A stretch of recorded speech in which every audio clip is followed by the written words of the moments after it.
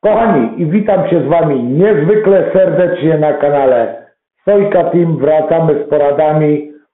Dziś opowiemy sobie troszeczkę o tym okresie jesiennym, który mamy w tej chwili. Opowiemy, co należy robić z gołąbkami. Bardzo dużo zapytań. Postaramy się dzisiaj na nie wszystkie odpowiedzieć. Nim to zrobimy, chciałbym tylko ogłosić jedną taką rzecz, ponieważ bardzo dużo zapytań od Was jest odnośnie gołąbków z naszej hodowli, kiedy będą możliwe i tak dalej, i tak dalej. Chciałbym wszystkim zakomunikować, że w chwili obecnej na portalu Gołąb w sieci ukazała się jedna z zaplanowanych 2 aukcji naszych gołąbków, gdzie myślę idzie nabyć za stosunkowo niewielkie pieniążki. W moim mniemaniu bardzo fajny materiał, który pozwala nam osiągać dość fajne wyniki.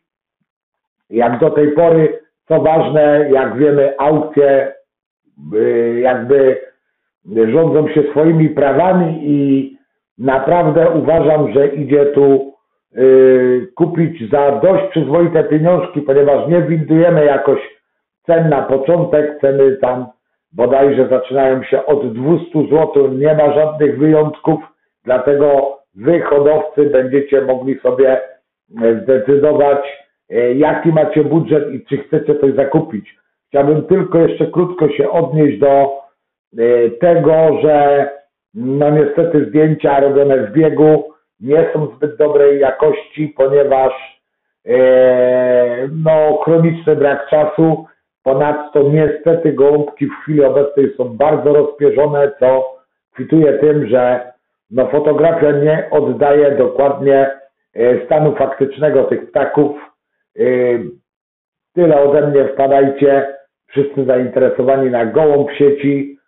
Zobaczycie sobie, może coś się spodoba, zachęcam do licytacji, tyle. A więc mamy okres jesienny. Okres jesienny jest, prócz tego, że zbieraniem tak zwanych żniw po sezonie lotowym, to są liczne zakończenia sezonów, sekcji, oddziału, okręgu, regionu i Polski i tak dalej, gdzie hodowca, który, że tak powiem, przepracował fajnie dany okres, no teraz może, jak to mówią, wypinać pierś do orderu, ale też nie zapominając o gołąbkach, bo jest to niebywale ważny okres w życiu każdego gołąbka, a mianowicie pierzenie. I na tym aspekcie chciałbym się dzisiaj skupić. Ponadto, oprócz pierzenia jest to bardzo dobry moment, żeby wszelkie modyfikacje w gołębnikach sobie zrobić, gdyż właśnie teraz jest na to najlepszy czas. Ten aspekt wszelakich przeróbek, tego na razie zostawiamy na bok i skupmy się na temacie pierzenia. Moi drodzy, o ile sam oglądam bardzo dużo filmików na YouTube, sam czerpię aspiracje, zresztą cały czas tak wyglądało, ponieważ no, człowiek uczy się całe życie. Muszę stwierdzić, że większość tych filmików jest naprawdę fajnych, merytorycznych i tak dalej. No niemniej jednak troszeczkę tutaj sięgliśmy jakiegoś absurdu. Z racji tego, iż no pokazywane nam są rzeczy w moim mniemaniu troszeczkę wystrzelone w górę, przesadzone. Mam tu na myśli na przykład jakieś tam kuracje na pierzenie, gdzie hodowca X, oczywiście nie będziemy tu mówić, zresztą nawet nie pamiętam jaka była nazwa tego kanału i nie o to tu chodzi, żeby komuś tam, mówiąc kolokwialnie, dowalić, aczkolwiek bardziej mi chodzi o to, że popadliśmy w absurd. Gdzie praktycznie według niektórych filmów powinno się podawać przez cały czas, co dzień, a najlepiej co godzinę jakiś suplement, a co gorsza, no to mikstury jakieś 20-30 składnikowe gdzieś tam wpadł ostatnio mi film taki, w którym hodowca, jak już mówiłem, X otwiera jakieś tam, powiedzmy, nie wiem, wiaderko do mieszania, czy słoik, czy obojętnie co, i rąbie chyba z 12 najróżniejszych rzeczy, bo to przecież wszystko zdrowe, dobre, niezbędne na pierzenie, pomijając już fakt, że powiedzmy niektóre rzeczy daje w 3 różnych postaciach dokładnie tą samą rzecz, czyli chodzi mi tu o sypką, płynną i jeszcze tam szkoda w ogóle głowy. Nie dajmy się, kochani, zwariować z tym wszystkim. Naprawdę nie dajmy się zwariować. I oczywiście sprawne oko lub ktoś złośliwy może powiedzieć, mówi hola hola, sam jakiś czas temu, bodajże rok czy 2 lata temu pokazywałeś film odnośnie pierzenia gołębi, gdzie wyraźnie pokazywałeś wszystkie rzeczy i też stół był sowicie zastawiony i to się zgadza, moi drodzy.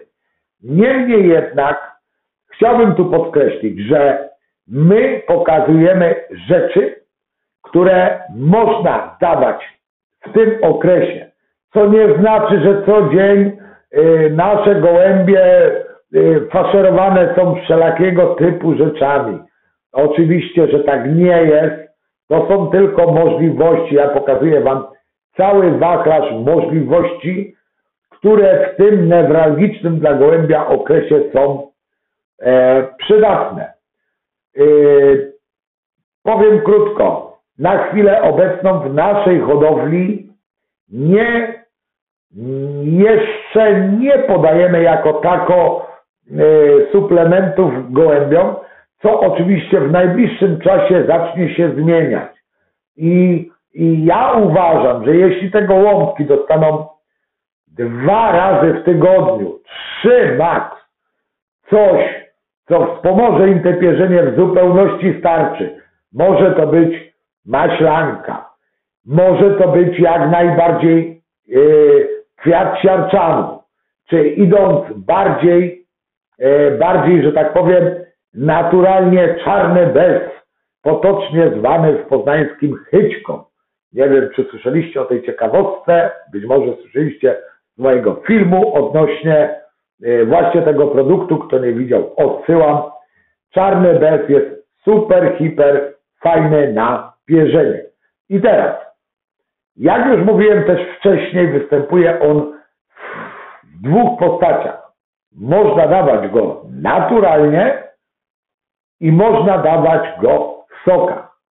Jednak pytanie zasadnicze, czy jest jakiś większy sens właśnie robienia soków. Dla tych z Państwa, którzy lubią się bawić, bądź nie mają zamrażalki, to po obróbce cieplnej jak najbardziej opcja jest to wskazana. Niemniej jednak osobiście wolałbym, żeby hodowca zrobił go sobie sam. A to dlaczego? Już tłumaczę, spieszę z odpowiedzią, gdyż czarny bez, sok z czarnego bzu kupowany w sklepach bądź w aptekach i tak dalej, wszędzie gdzie jest dostępny, niestety w znakomitej większości jest słodzony cukrem. Czy to jest takie super dobre? Osobiście uważam, że nie jest. Jeśli hodowca sam sobie to zrobi, może takowy produkt posłodzić miodem i wyjdzie to na pewno na większy plus, bo jak wiemy, miód to złoto. Jakkolwiek to brzmi, może żółte, żeby nie było tak. W każdym razie to jest jedna z opcji. Dla tych na przykład, tak jak mówiłem, co nie mają zamrażalki, to faktycznie narobić sobie takich soków, zakonserwuje i wylewa na karmę. Super.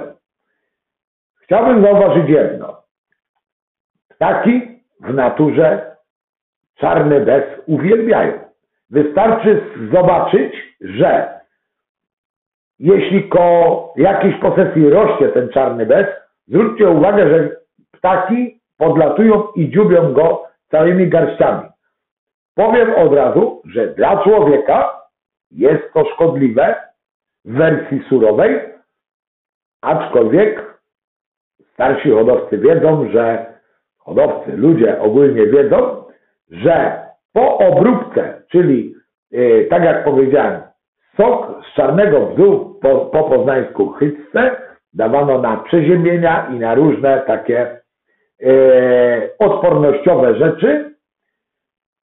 My wybraliśmy właśnie wersję surową. Czyli tak jak już też wspominałem na poprzednim filmie, bierzemy torebeczki śniadaniowe, bierzemy porcje na jednorazowe podanie, zamrażamy takie małe porcje i chcąc, załóżmy, mieć na jutro rano, wyciągamy dzisiaj rano z zamrażalki, czekamy aż to się rozmrozi, ponieważ gołąbkom nie szkodzi takowy w wersji surowej, niestety ludziom szkodzi. Dlatego przy robieniu jakichś tam soków, czy gdzieś jak nam nie jest wskazane, żeby człowiek tego próbował, ponieważ jest to trucizna dla ludzi. I teraz wyciągamy rano, czekamy aż on się rozmrozi, bierzemy jakiś widelec bądź blender, troszeczkę go rozciapciamy, tak mówiąc śmiesznie, wrzucamy na karmę, mieszamy, na drugi dzień podajemy. Jest to naprawdę super opcja i myślę, że bez względnej pracy, bez robienia soków, siedzenia przy garach, jest to wskazane. Każdy może sobie wybrać opcję dla siebie.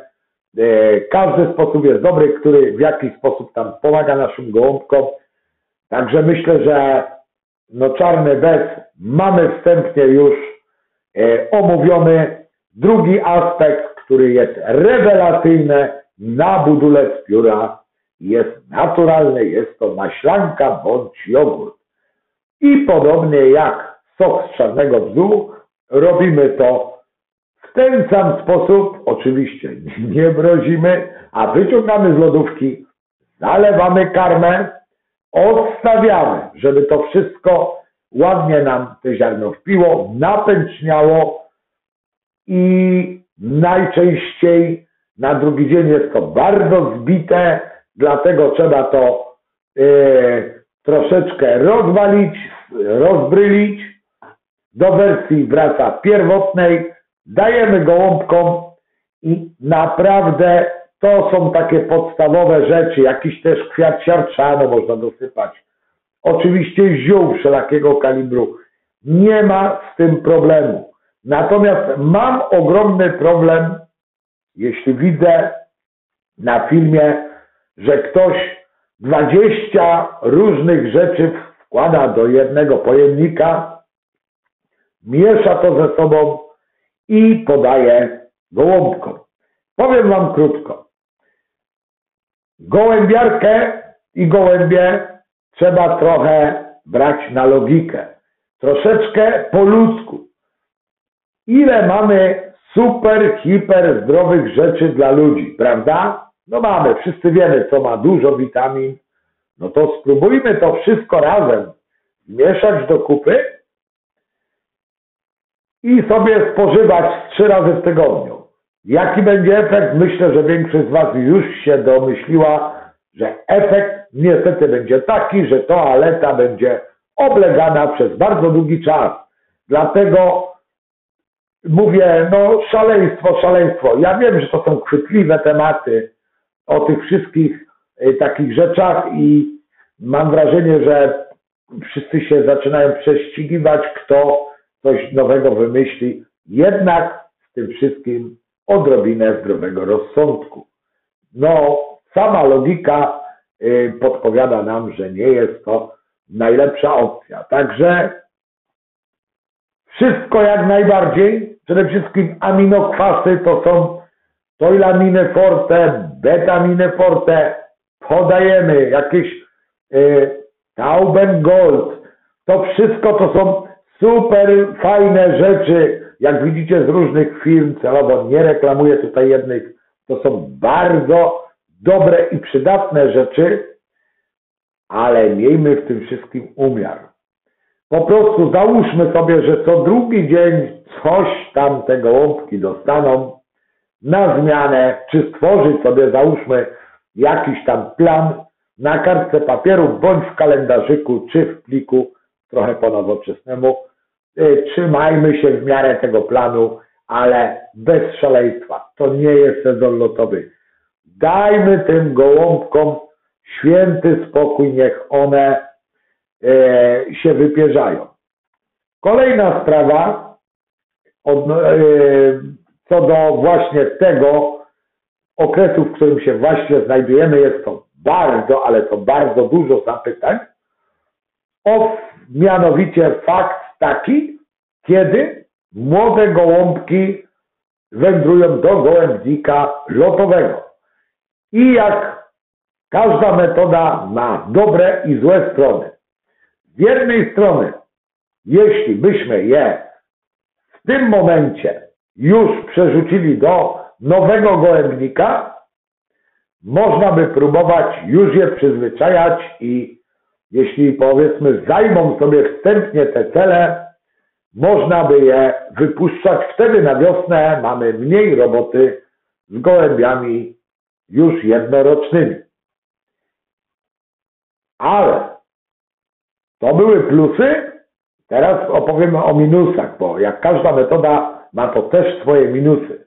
Mianowicie wielkim minusem jest to, że gołąbki zabrane z macierzystego gołębnika, które trafią w nowy gołębnik, z całą pewnością albo spowolnią pierzenie, to będzie spowodowane stresem, albo nawet je zatrzymią na jakiś krótki czas i to jest niestety minus tej metody.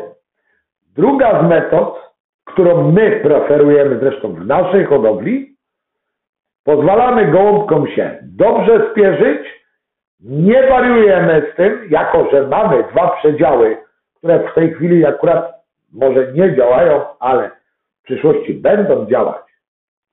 Wstępnie selekcjonujemy samce od samiczek, ale zostają one w macierzystym gołębniku do dobrego spierzenia. One przecież stamtąd wyszły, one są cały czas zapoznane z tym gołębnikiem, one do tego gołębnika wracały, prawda? Nie jest to jakoś stresogenne specjalnie, co sprawia, że gołąbki pierzą się bardzo fajnie, a na wszystko przyjdzie czas.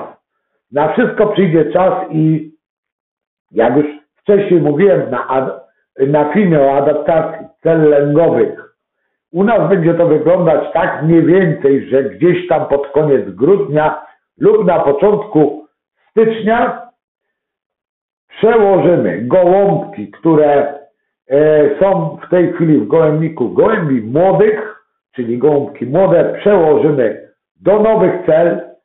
Nim jednak to zrobimy, do nowego gołębnika, nim jednak to zrobimy, to wszystkie stare wdowce będą zabrane i wyemigrują do innego gołębnika. Ich cele oczywiście będą zamknięte, a będą otwarte tylko te cele, które będą musiały zająć, czy będą miały zająć nasze młode gołąbki. Kolejna ważna sprawa przy tej metodzie, w ogóle przy każdej metodzie, co jest bardzo ważne, uważam, wszelakie spoczywaki, wszelakie siodełka i tak dalej, trzeba odkręcić, zakryć, żeby gołąbek miał do dyspozycji tylko cele, no i ewentualnie niestety podłogę, ale na to wpływu nie mamy. Czy uważamy, że gołąbek, który sam z siebie nie zajmie sobie celi, będzie złym gołąbkiem? Szczerze ja wam powiem, że ja takiego czegoś nie zauważyłem i patrząc pod kątem naszej hodowli, absolutnie nie było nigdy takowych problemów.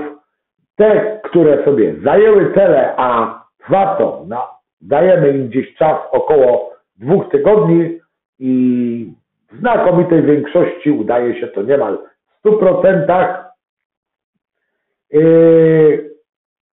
W każdym razie gołąbki, które z jakichś tam przyczyn nie zajmą sobie celi, niestety zostaną przymuszone do wolnych cel i będziemy kombinować. Nie ma z tym problemu. Ja wcale nie uważam, żeby one były jakoś gorsze od tych, po prostu jest jak jest, a nawet zdarzyło się, że gołąbek był tak oporny, że nie zajął sobie celi, później już były poprzykręcane spoczywaki, gołąbek z siodełka, nawet bez pary leciał wyśmienicie, wybornie, nie wolno po prostu im przeszkadzać. Tak ma, podobnie jak ludzie, jedni są tacy, drudzy są tacy.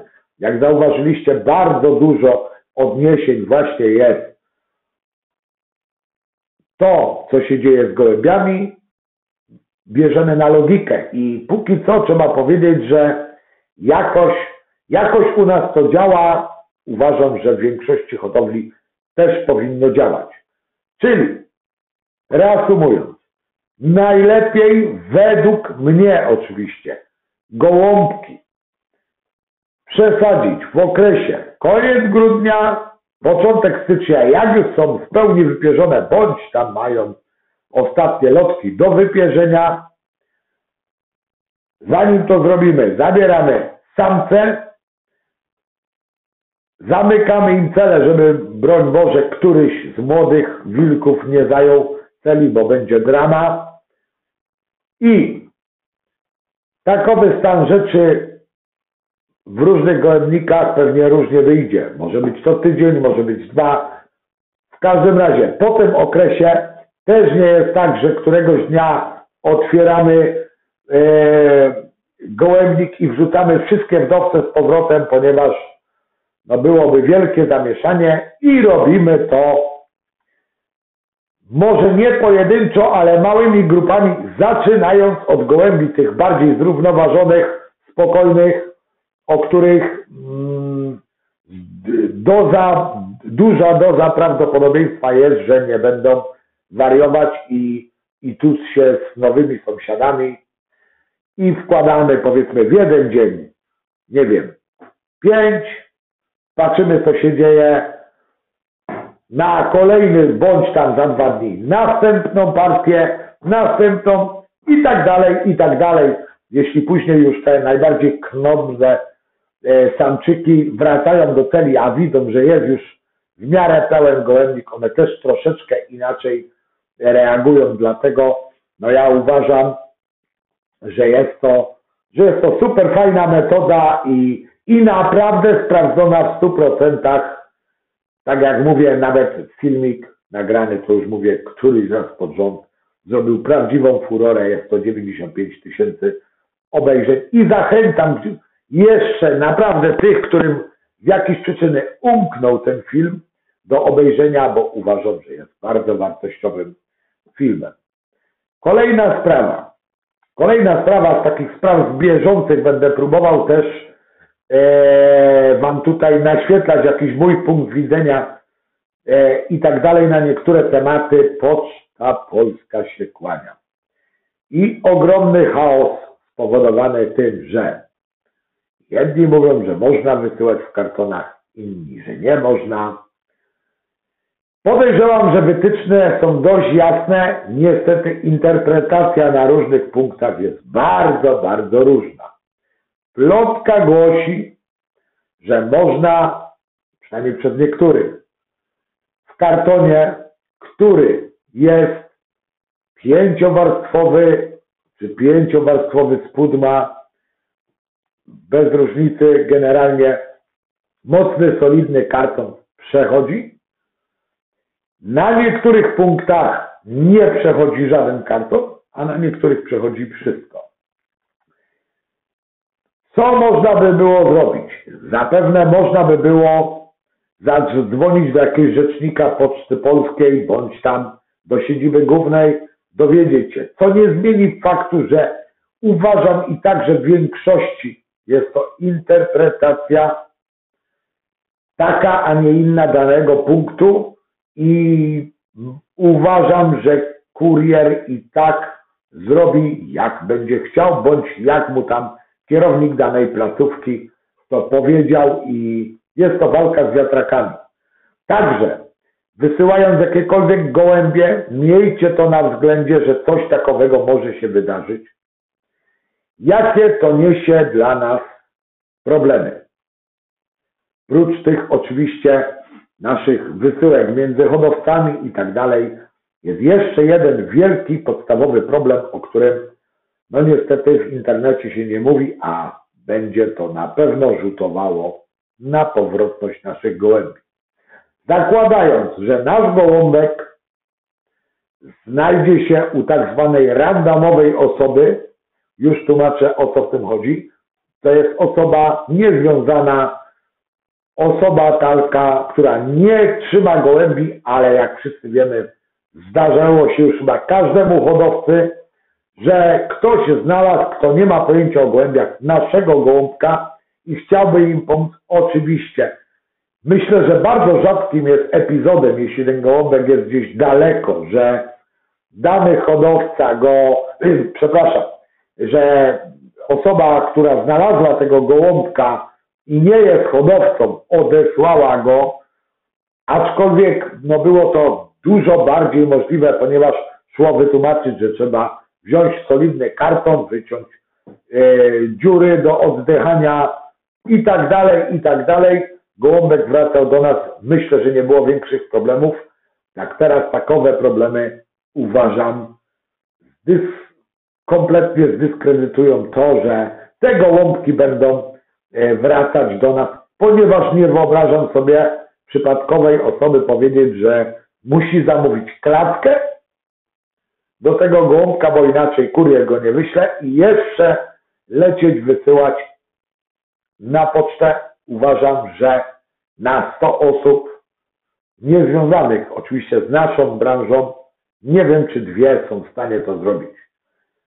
Chyba że moja wiara w człowieka jest zbyt, że tak powiem, mała, aczkolwiek jak znam życie, takowe problemy będą oczywiście występować.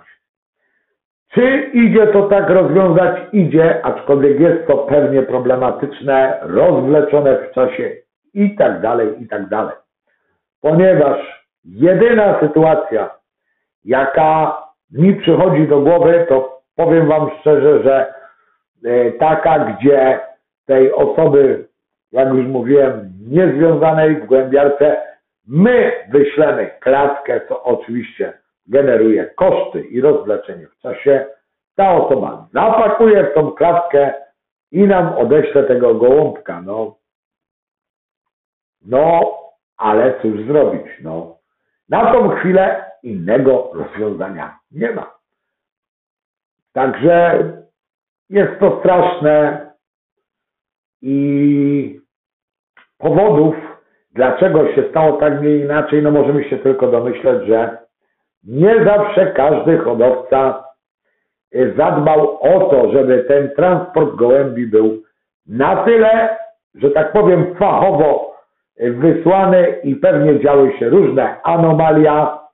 Stąd dzisiaj takie problemy właśnie z wysyłkami i gdzieś tam ktoś tupnął nogą i powiedział, że dość tego. Ja osobiście przyznam się szczerze, że wiadomo, że zarówno ja wysyłam, jak i dostaję jakieś tam gołąbki. Mi, przyznam się szczerze, jakoś źle przygotowany karton nie zdarzył się ani po mojej stronie, ani po stronie kogoś, kto mi wysyłał. Ktoś gdzieś tam słyszałem, widziałem jakieś zdjęcia. Jakie to było częste, nie wiem. Widocznie na tyle, że ktoś tam na tej poczcie powiedział stop. I niestety większość hodowców, tych, którzy naprawdę, że tak powiem, solidnie stąpają po ziemi, którzy wiedzieli, jak takie transporty przygotować, dziś są przez to pokrzywdzeni. Nie ma dobrego wyjścia. no tyle, no powiem tak. Chciałoby się, żeby to wszystko wróciło do dawnej postaci, ale światełka w tunelu nie widać. Osobiście ja dostałem informację od pani listonosz, która też jest moim kurierem, która donosi mi gołąbki, że bardzo mi przykro, w dniem dzisiejszym ostatni kartonik od mojego przyjaciela Grzesia Doroszyńskiego przyszedł i każde kolejne muszą już być w tym. I zanim mówię, wrócą komentarze, a u nas można, ja wiem, to już mówiłem o tej interpretacji, różne placówki różnie do tego podchodzą. W każdym bądź razie niestety musimy gdzieś tam szukać jakiegoś dystrybutora tych transportówek, nazwijmy to. Miałem już kiedyś jedną jakąś ofertę.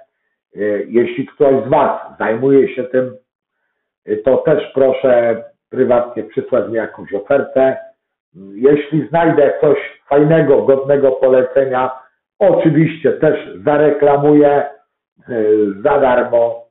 Jak już tu Was przyzwyczaiłem, że to robię. W każdym razie póki co jeszcze nie jest podjęta decyzja. Wrócę prawdopodobnie do tej oferty w sumie jedynej, która została mi przysłana. Popatrzę, być może zamówię i jeśli będę w 100% pewien, że naprawdę jest to solidnie wykonana praca, że jest to fajne, bezpieczne i stosunkowo tanie, bo nie oszukujmy się, nie będziemy tutaj generować kosztów. Na pewno Wam o tym powiem, na pewno nawet dam jakiś namiar, ponieważ pomagamy sobie, również pomagamy na aukcjach, jak już co roku. Właśnie zakończyła się jedna aukcja charytatywna, gdzieś tam gołąbek dostał fajną cenę, już szczęśliwy, że tak powiem, wygrany dzwonił, a największym wygranym jest dziecko, któremu udało się jakąś tam cegiełkę dołożyć. W najbliższym czasie gdzieś tam jeszcze na portalu Super Gołąb będzie jeszcze jedna aukcja drugiego naszego gołębia, również szpaka, bardzo fajnych gołębi i będzie to na laurkę spychalską. Pewnie nazwisko Wam dużo mówi.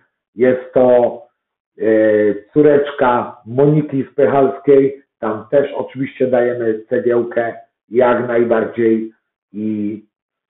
No i tyle, kochani. Tyle tym optymistycznym akcentem. Żegnam się z Wami. Uciekam do pracy. Wszystkiego dobrego. Dobrych lotów.